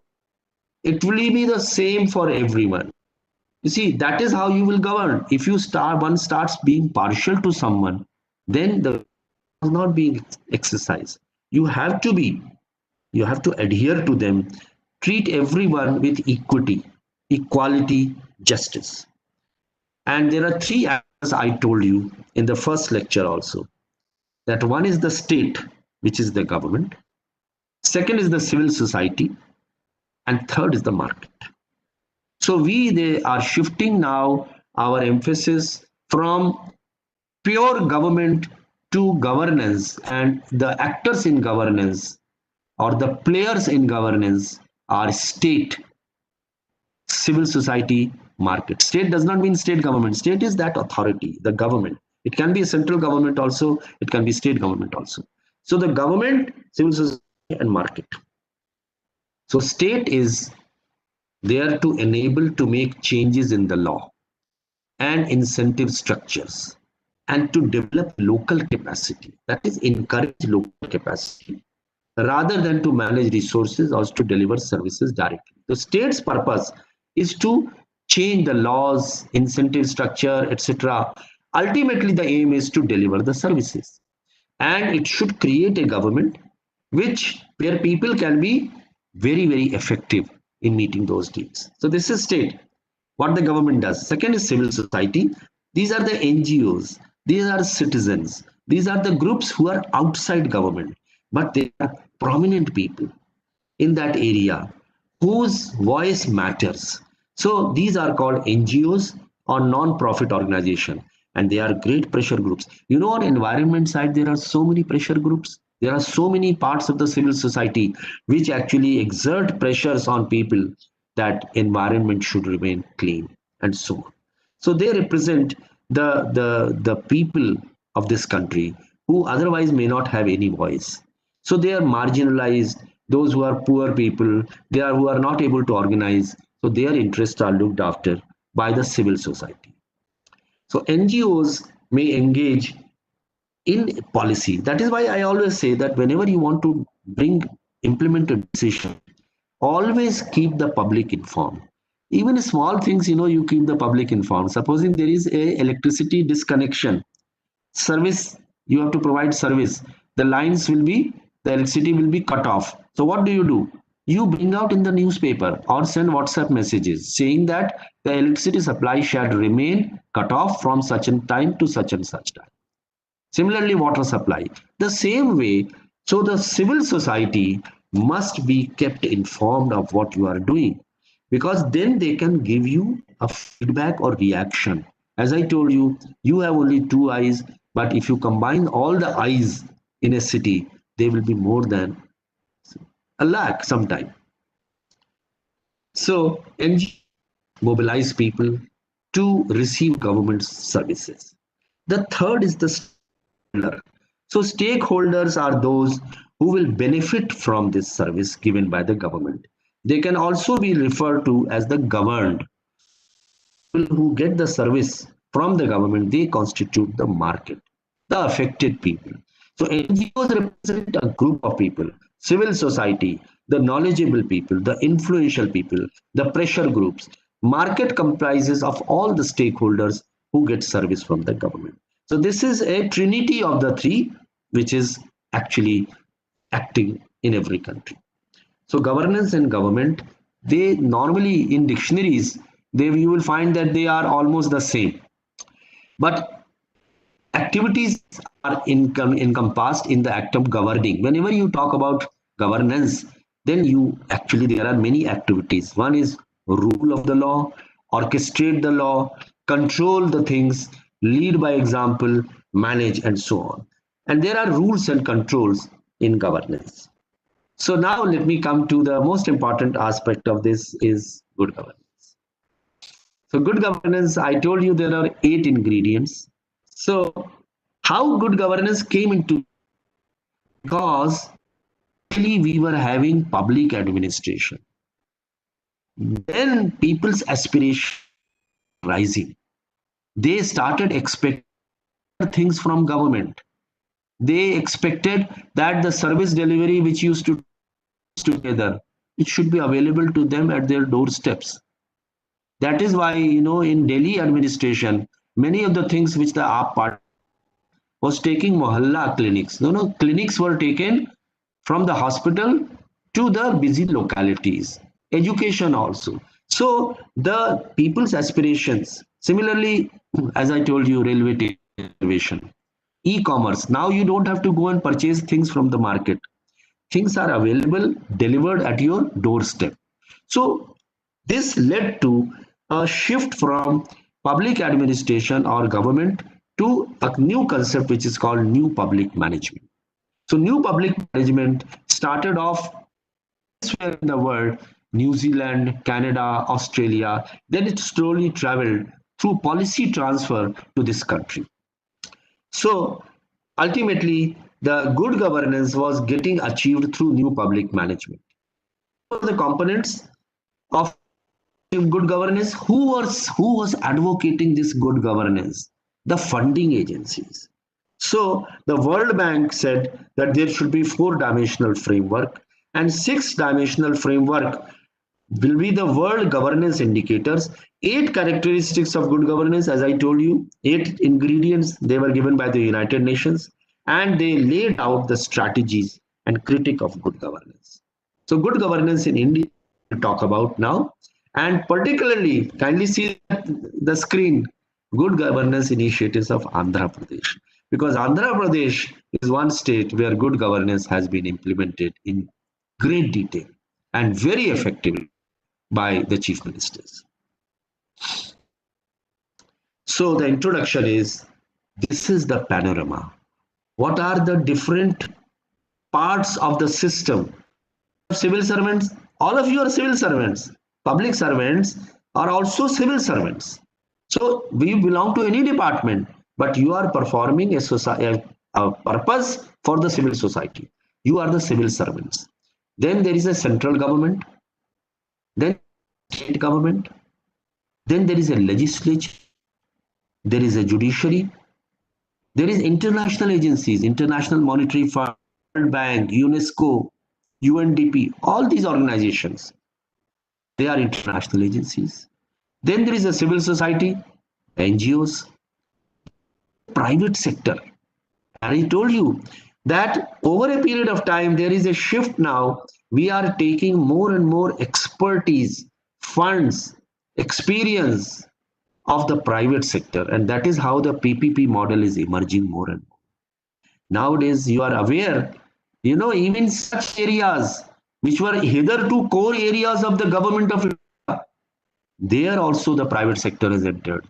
And the biggest example is telecom. The mobile services, they are they were provided by the government in terms of telephone services by the Department of Telecommunication. Then it was opened up for the private sector. That is how your Airtel, your Vodafone and Jio, they came. So the private sector enters now in areas which were hitherto belonging to government only. So telecom is one sector. Then defense production also is now entering, the private sector is entering. And of course, many other things are already there. Transport sector, it is there. Agriculture, it is agriculture recently, the recent amendments which have been made. Then health sector is there. Sectors, the private sector is there. The private sector, because of their great experience, you know that whenever there is a procurement process, those who are dealing with procurement, whenever there is a project which is to be implemented, there is a procurement process. And in the process, if the government is not aware of what is happening elsewhere in the world, what do we do? After DPR is made, detailed project report is made, we invite some, it's called expressions of interest. Expression of interest is something where we invite the private people to advise the government what exactly is happening elsewhere in the world. So private sector is playing a very important part. Then media. Media is one of the important pillars. And then civil servants. So this is the scenario. These are the players or the actors in governance. Civil servants, central government, state government, legislature, judiciary, international agencies, civil society, private sector, and media. So the genesis of good governance, we had public administration where there was only government and overstaffed, weak, corrupt, and inefficient. So soon, independence, for many years, we had governments which were overstaffed, particularly the PSUs were overstaffed, weak, corrupt, and inefficient. Then what happened? Globalization came, liberalization came, intensive application of information technology came. And then countries started saying, well, if the people from else in other countries, they are getting the benefit of this, why shouldn't we? And that is where two persons, and I would rate them as the most important two persons who brought in, one was P.V. Narasimha Rao, the other was Chandrababu. They are responsible for bringing in globalization, liberalization, and intensive application of IT. And these two combined together and rise to new public management. And public management was also suggested, advised, and prescribed by the Bretton Woods institutions. And which are the Bretton Woods institutions? The World Bank and the International Monetary Fund. Because globalization has made the entire world together. We are not working in isolation. So everywhere there is a need for a good governance. So the Bretton Woods institution said, now a time has come, you have to bring about new public management. From the public administration, there has to be a paradigm shift. You have to optimize resources. The same amount of money, you have to use it in such a way that there is no wastage, they are optimized. And alternate service delivery mechanism should be available, which should be measured by performance, efficiency, economy, value for money, and a minimalistic state. That means the least governance. It should be such that the least government should be involved, the governance should be such. Grants and loans in return for market-oriented reforms. So market-oriented reforms must also take place. There are, of course, critics also of NPM, but the NPM and good governance have come to occupy a major thing in every administration in this country, in this world. So what happened is that economic administrative reforms in governance, they started taking place. So it was a shift from public administration to NPM. So World Bank, there was a very interesting article published, Sub-Saharan Africa. from crisis to a sustainable growth. In 1989, World Bank published this. And worsened economic performance in the region despite structural adjustment programs. There was a failure of public institution, and then the term governance was first used to describe the need for institutional reforms. So this institutional reforms, the governance has traveled to India from through World Bank. And now the governance means exercise of political power to manage a nation's affair. And they said that Africa requires not only less government, but better government. So there should be a lean organization. The government should be lean, minimum number of people, but it should be better governed. So governance, I would give you that definition, which is the Asian Bank definition, which is in the middle. Governance is the manner in which power is exercised in the management of a country's social and economic resources for development. So this is provided by ADB. And one more definition I would like is the UNDP, United Nations Development Program. In 1997, it says exercise of economic, political, and administrative authority to manage the affairs of the country, which comprises of mechanism, processes, institutions, and citizens articulate their interest. So coming back to that, citizens are a major actor in governance nowadays. So this, kindly see, there are three actors: state, civil society, market. So this is how governance has now come from government to governance. It goes beyond the government. It creates a favorable political, legal, and economic opportunities for the people and mobilize people participation. The stakeholders in governance are the following: executive, which all of you are executive; legislature, that is the MLAs or MPs; judiciary, the courts; media; private sector; social organizations; civil society; and political parties. These are the stakeholders in governance. And therefore, towards governance, we must take these people along with us. World Bank said good governance means public sector management. And you know this thing which I told you in the first lecture: efficiency, effectiveness, and economy. All of you, and honesty is not enough. You know, many times people say that the ethics means honesty. It is not so. Honesty is just a necessary condition. More important is good governance. You need to be efficient, effective, and economical, and you should be productive. You know, over the years, what has happened is we are running on a treadmill. Now, treadmill, you know what is treadmill? When you go to a gymnasium, there is a machine on which you start running. And for 20 minutes you run. How many inches do you have to move? Not a single inch. You are doing the stationary running. Now, in government, many of us, many of the public servants are simply doing stationary running. We are running at the same place. We are not moving at all. So we are not disposing of files. We are not taking decisions. And thereby, we are not at all contributing towards citizen-centric administration. So don't run on a treadmill. Don't become a treadmiller. Start jogging, start running outside, so that you create an output, so that you are efficient, so that you are effective, and you deliver. And this is what Mr. Narendra Modi said, that the most important thing you have to concentrate is on delivery, not anything else so much.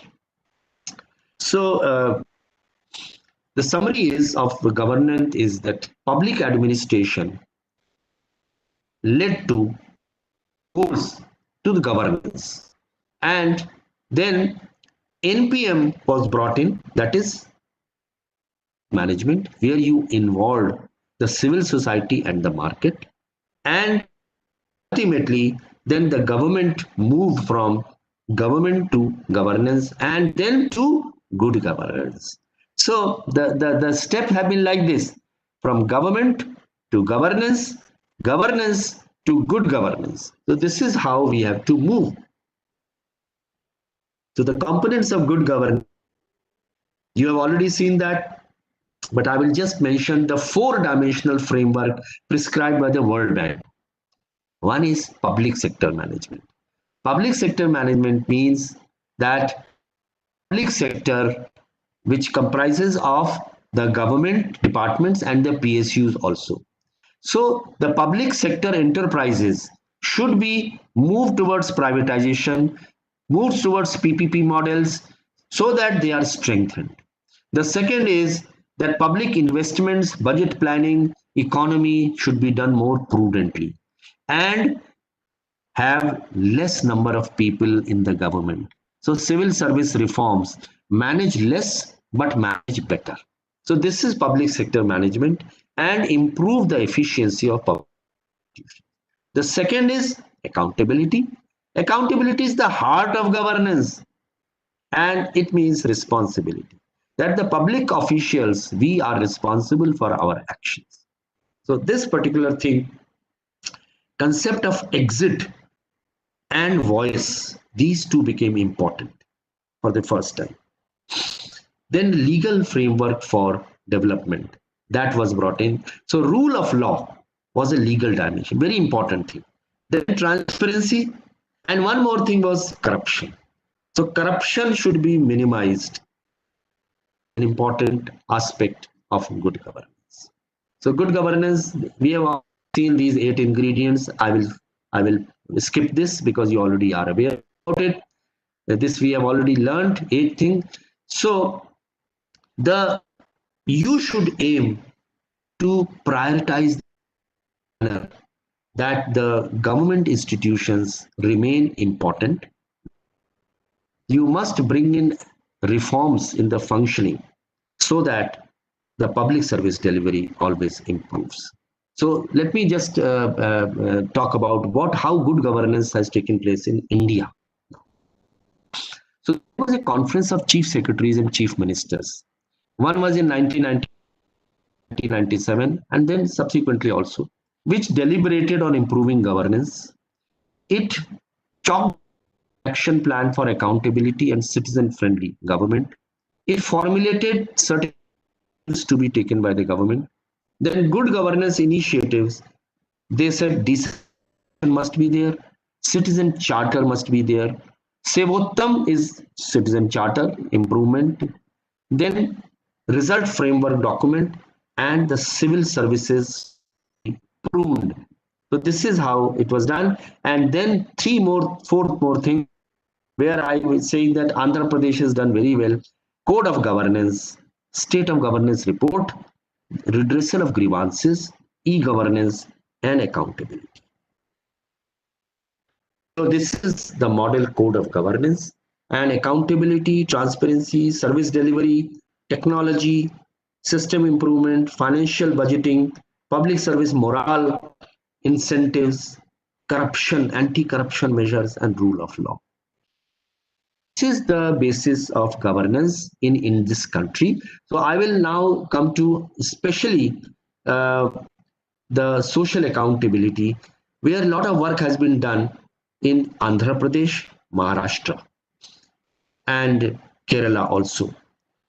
So Rajasthan and Andhra Pradesh, so different parts, different state governments have done very well. Social audit, Rajasthan and Andhra Pradesh. Budget analysis, Gujarat and Bangalore. People's planning, Kerala. Community scorecard, Andhra Pradesh, Maharashtra. Citizen report card, Bangalore, and so on. This is how we are involving the civil engagement. So grievances also, I'm sure all of you are aware about it. There is the information right to services, right to information act, right to services act. These are all things which have been done. Portals have been created. Chief Minister's portal, Prime Minister's portal. Probably every department has got a portal for the redressal of the grievances system. And in the Government of India also there is a specific department, Department of Administrative Reforms and Public Grievances, which is the nodal department. And e-governance has come to occupy a very important place for providing transparency and better services. So e-governance, I don't have to repeat it. In Andhra Pradesh, now you can travel without driving license and registration certificate. And that was the thing. Then it was followed elsewhere in the world, in the country also. So the constable, if he stops you, you can show it on your mobile phone, and this is available through many apps. One of the apps was is called M Parivahan, which is brought out by the Ministry of Transport, but it was started in the Andhra Pradesh. And another thing which I'm sure all of you must have already done, if you have not done it, I would impress upon you to open your Digi Lockers. So digital lockers is something which is a great facility provided to you to upload your documents as well draw those documents from the servers of Government of India. It can be your Aadhaar card, it can be driving license, it can be arm license, it can be registration certificate, it can be gas subsidy, it can be so many things. So it can be your education, CBSE certificate, all those things, original certificates you can draw from the digital lockers. Governance initiatives of Andhra Pradesh. It is they are the pioneers in adoption of good governance principle, and you should take pride on this fact that AP is the pioneer. And there is a four-pronged strategy for good governance. One is structural mechanisms. Second is citizen-centric reforms initiatives. Third is systemic improvements, and fourth is improved service delivery. So what they have done? Governance, public management, and administrative reforms wing has been created. Strategy and performance innovation units have been created, and there is a center for good governance. I'm sure you are aware about the center for good governance, which is there in Andhra Pradesh. Then there is a citizens redressal of grievances, civil society empowerment, and RTI Act. Then public management, HR management, procurement, and other reforms. On procurement also Andhra Pradesh has done very well. Then e-governance, IT initiatives, process re-engineering, which I talked about, which is called government process re-engineering, and online grievances redressal. So these are some of the initiatives.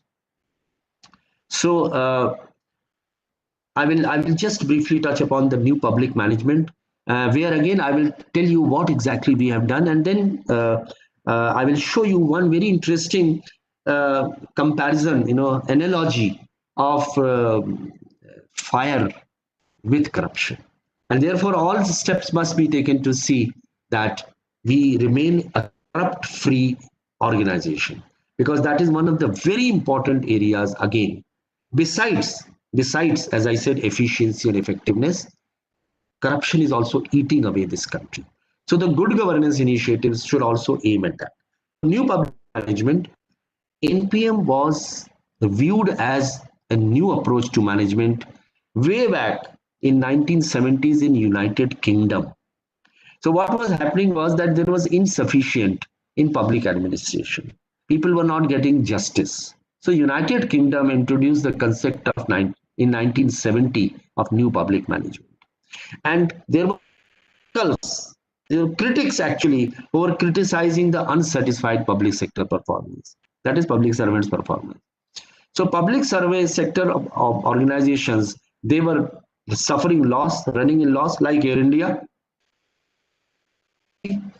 Poor innovations and creativity. There was no innovation. In Western world, lot is given by the private entrepreneurs, by the private company to employees to innovate. Why is it? Have you ever thought about this thing? Why is it that Facebook, Twitter, WhatsApp, all these things have actually come out from the Western? Because even though we have IITs and IIMs, but there is a need for encouraging innovation and creativity. The Western world, well, there are many maladies also of the system, but they at least do this thing. They encourage their employees, officers. They give about an hour to every one of them, and there is a brainstorming session. So they discuss new things which are there, innovations which are brought out, and those innovations then are translated into action. No innovation was taking place at that time in 1970, and then this triggered a movement which was called NPM. So new movement emerged because nothing was taking place. So finally, in 1991, the new public management was introduced by Mr. Christopher Hood. So am I audible? Everything is going on? You are able to hear me and see me? Yes, sir. Yes, sir. Okay, thank you. So NPM emphasized decentralization. Now, what I'm telling you are very, very interesting and core areas, the history, how good governance initiatives are developed, you see, from elsewhere. And this is called policy transfer. Public policy transfer takes place from one country to another, one state to another state. The public policy is a very important document. Particularly, it used to be, prepared by the planning committee or the Niti Aayog. And ultimately, it used to travel downwards from central government to state government. Like Andhra Pradesh followed certain things. It prepared a policy. It was then followed by other state governments. Similarly, other countries, the public management was then transferred to other states, countries also. So it meant devolution, decentralization, modernized provision of public services. Which we talked about public services again had the most important part of NPM. So NPM is also called by different names: managerialism, new public management, market-based public administration, post-bureaucratic paradigm, entrepreneurial government. This is how the NPM is come to be called as. So the goal of NPM is improve efficiency and effectiveness in public sector. As I told you again, I repeat it again and again. In order to become an ethical government servant, honesty is not enough. You need to be efficient and deliver. So responsiveness to the stakeholders, the society, of this country, improve the quality and account. So this is the goal of NPM. And essence of NPM is it's a public sector management theory and assumes that the private sector management techniques are far, far better than the public sector. You see, that is the impression. They say that, State Bank of India at some point of time suffered badly because what happened? Private banks, HDFC Bank, ICICI Bank, Deutsche Bank, HSBC banks, they started giving much better services than the nationalized banks. And there was a great crisis in State Bank of India. And then one managing director took over. His name was Bhatt.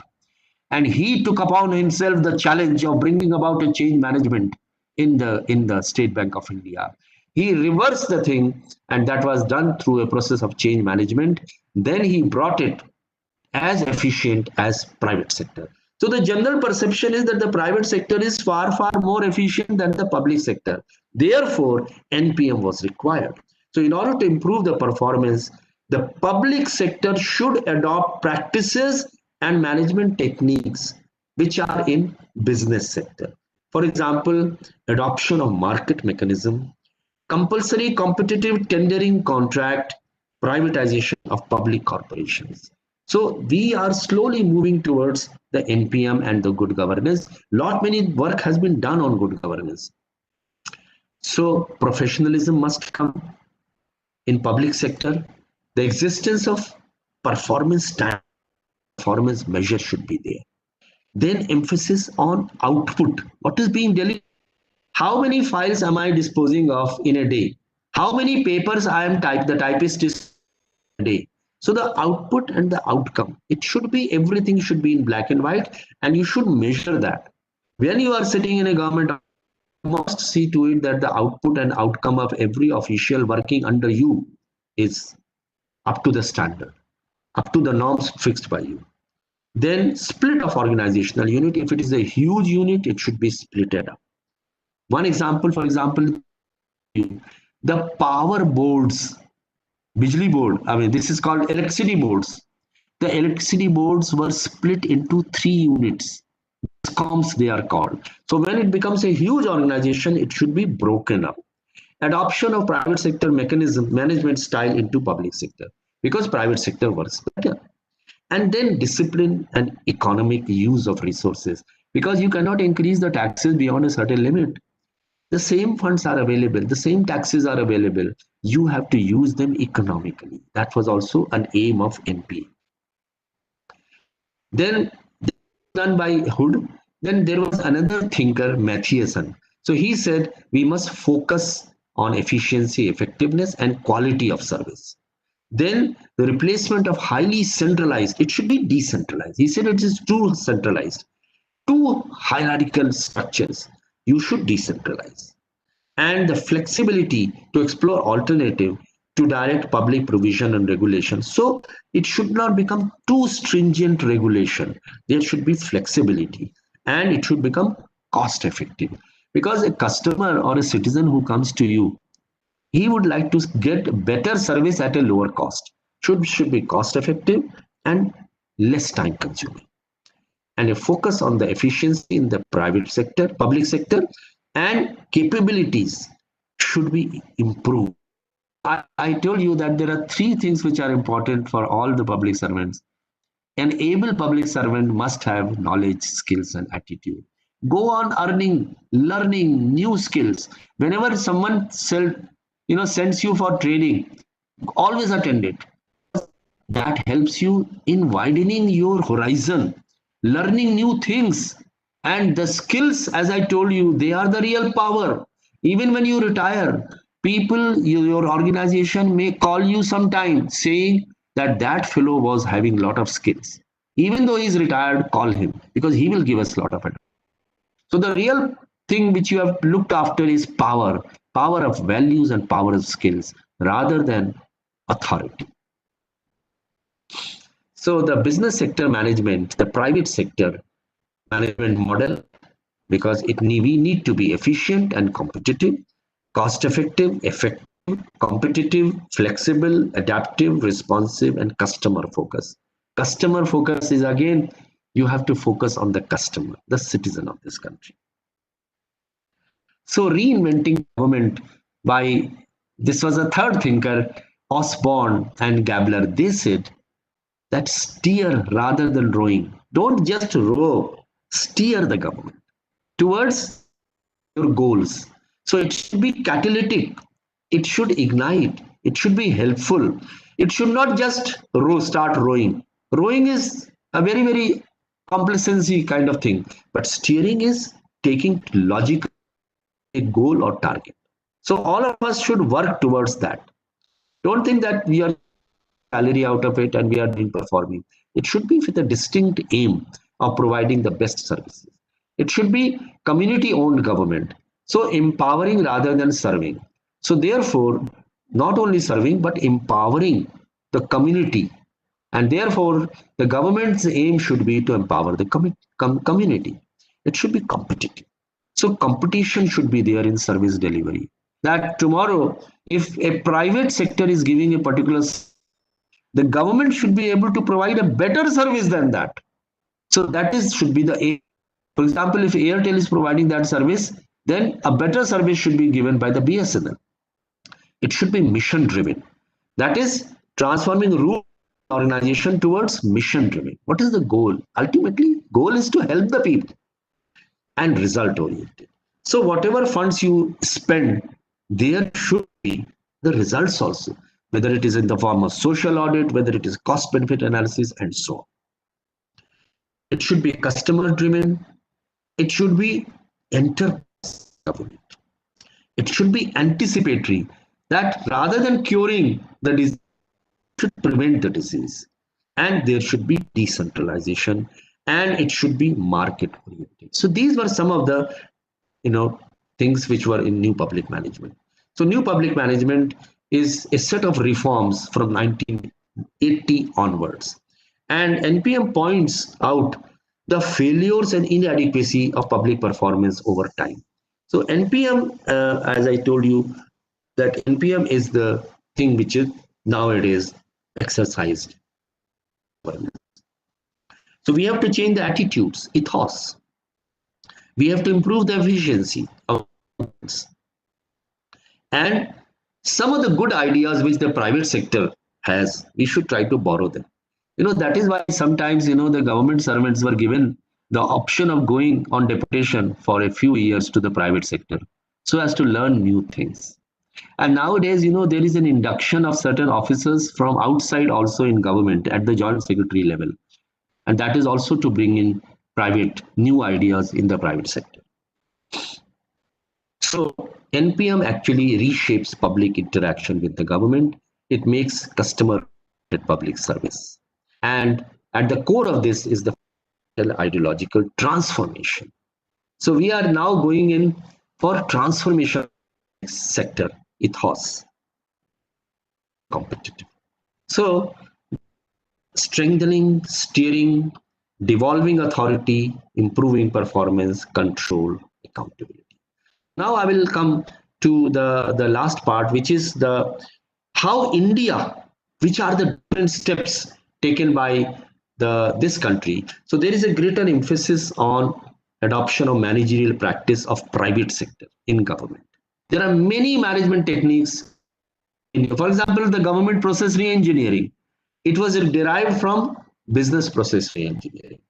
Then competition within the public sector is also being promoted. Then arrangements within the government as well as outside it. So we are now taking people on contract who are experts in the area, and emphasis on results rather than procedures. So ultimately, ends should justify the means. That is the philosophy. And the standards and performance have to be improved. Wasteful expenditure should be reduced.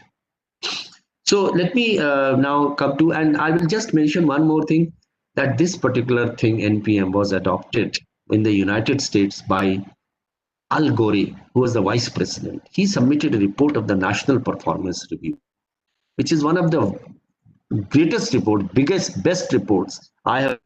1993. So Al Gore's report, there are government must promote competition. It must empower citizens. It must measure the performance of the agencies. It must be motivated by goals, not by rules. Should define the clients as customers. So the citizens are customers, and therefore we should deal with them just like customers. Rather than thinking that they are menial beings, we should treat them as our customer, just like a businessman deals with the customers in the best possible manner. We should also deal with our citizens, and it should end problems rather than solving problems later on. It must direct its energy earning money, not only spending. So the emphasis should also be on earning money for the government.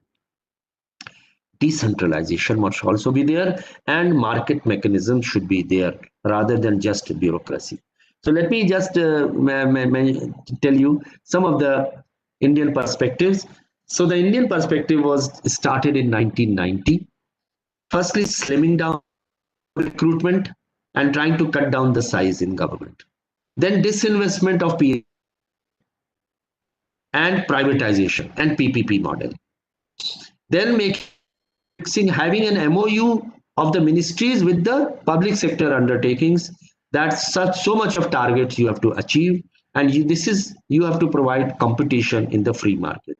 So you will also become no preferences will be given to the public authorities, to the PSUs as compared to the private sector. So reduction in government control, e-governance. You can see that e-governance was a very important step. RTI Act and decentralization of governance. Particularly focus on Panchayati Raj and local self-governments. So these were the Indian steps taken.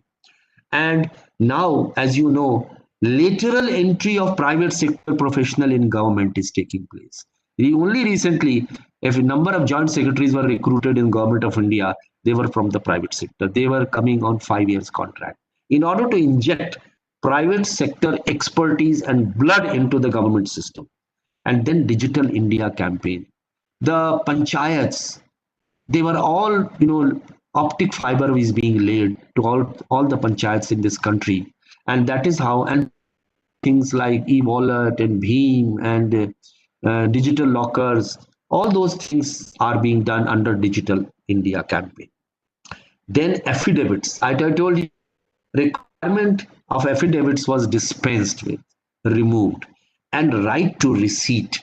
Whenever someone gives an application, he is entitled to a receipt. So the practices are e-seva. Kindly see, e is one of the best practices. And e-seva and me-seva, they were done by AP and Telangana for the first time. Then they were taken by the other states. Akshaya scheme was launched by Kerala. Then Bangalore One and Bhumi scheme by Karnataka. Samadhan scheme by Madhya Pradesh. And the CSCs, the Common Service Center scheme under Department of IT, 1.3 lakh CSCs all over India, providing the same service as provided by the e-seva and me-seva centers in the urban areas. So they are prevalent almost in 35 states and UTs. And then the principles which are there is service to the client, transparency, application of IT in service delivery. Online services which have been done, which I have already told you, railway ticketing, passport, visa, foreigner registration, income tax online, Ministry of Corporate Affairs 21. And here the principle is again the service to the client, transparency, application of IT in service delivery. Electricity reforms have been taken. So unbundling of the state electricity boards into the three companies, which is generation, transmission, and distribution. Then corporatization, like for example, Department of Telecommunication was corporatized into a BSNL. So the degree was introduced in corporatization also. So the principle was disaggregation, efficiency, deregulation of monopolies. Then Right to Services Act again was a best practice. Right to Services was introduced in Madhya Pradesh, Bihar, and many states were followed. Citizen Charter, that was also followed practically everywhere. Quality, time frame, charges, and procedures.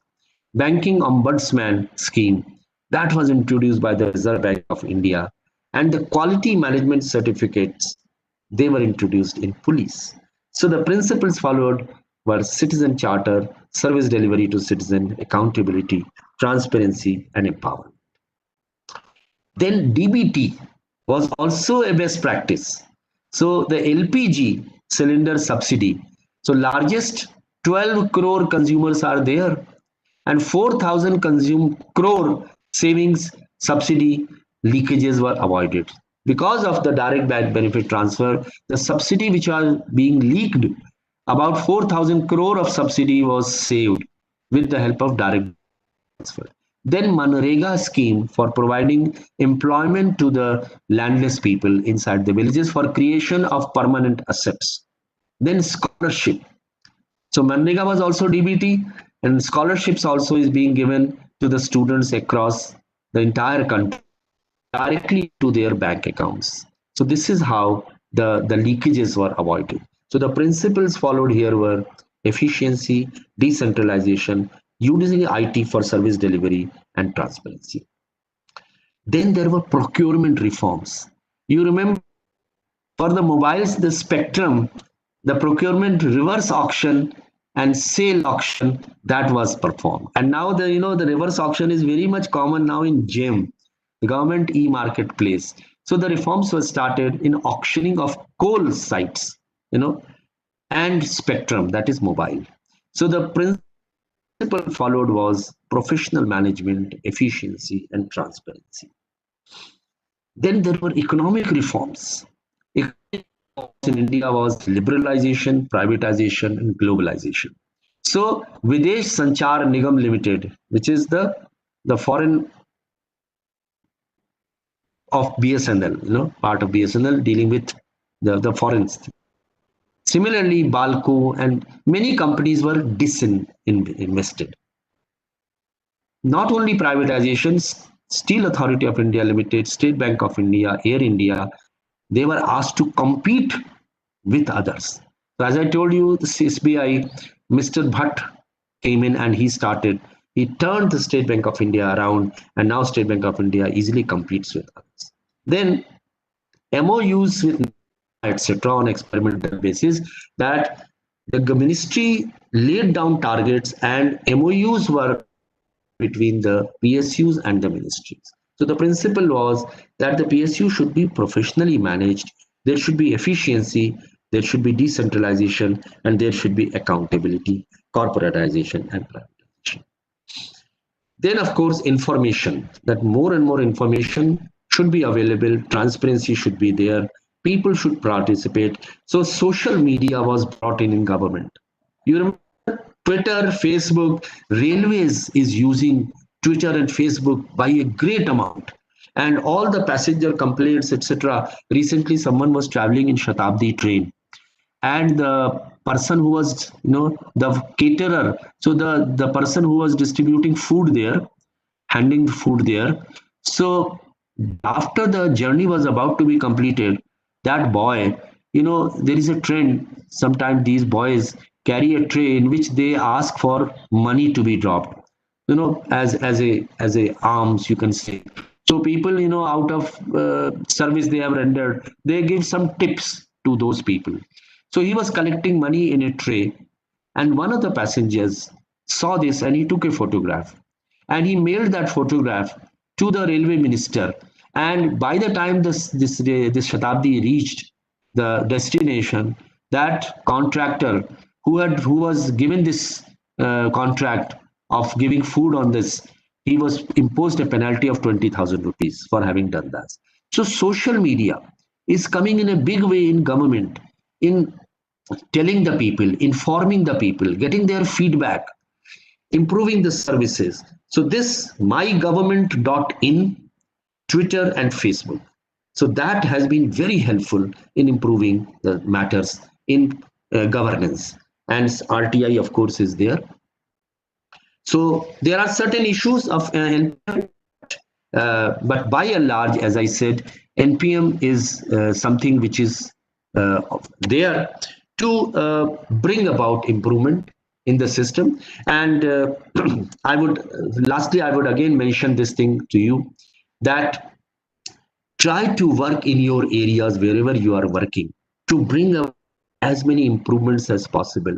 You represent the government there, and therefore, since the citizen pays the salary to us, the exchequer represents the payments done by the citizens, and therefore we are responsible to the citizens of this country through service delivery.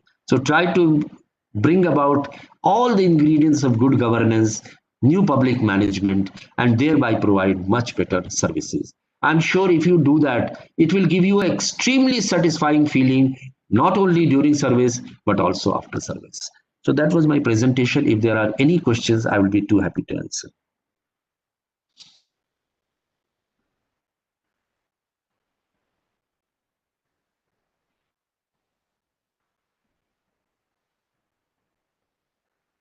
Anyone? There are 700 participants today, very good number. I'm sure some of you may be having some queries or some doubts or some comments. Any comments you want to make? That also is well. Be participative, be responsive. Everyone gains knowledge. Every one of you will gain knowledge if someone asks a question, because he also then gets encouraged to intervene, to talk. That is what is called participation. That is why I said in governance, the civil society and the stakeholders, they also must take part in the governance. Only then we will lead to a country where ultimately the citizen, who is the customer, he will get the desired justice from the hands of the government.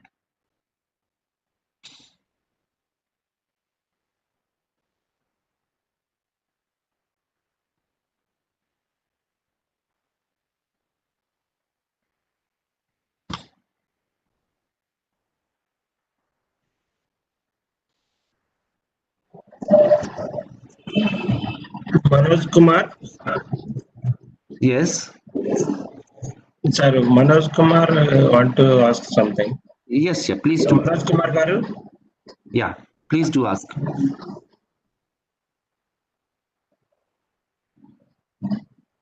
Yeah, why don't you speak up? It's easier to, rather than through chat, it is better to talk to each other and then uh, give the responses.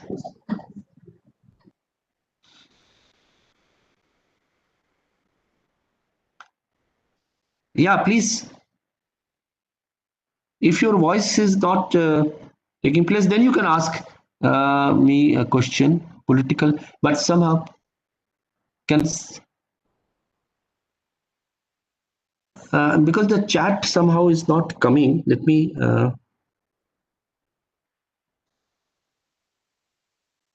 If you are there, then you can ask, reiterate the question. Which Sir, in chat box there is no question, sir.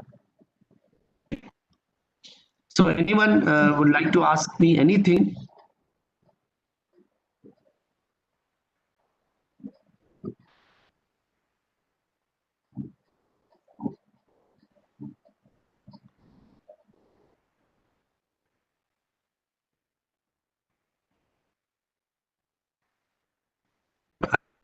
Appearing, I can see, but it is quickly disappearing.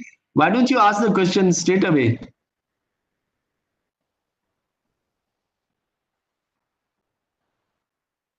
There is no question in chat box, but I think there is something which is appearing here. People are in. No, they're posting. Thank you, sir. Given valuable information. Thank you for sharing your excellent knowledge Okay. with us, sir. Like that. Okay. Okay, feedback. Thank you so much. Dear participants, it's always a great delight to address officers from Andhra Pradesh because all of you are very progressive and very hardworking, and you really work towards ameliorating the situation of the citizen of this country. And you are pioneers in many fields, and many other state governments have followed it. I derive always a great pleasure visiting Bapatla, Srikalahasti, Vishakhapatnam on the invitation of Mr. Chakrapani, and now the present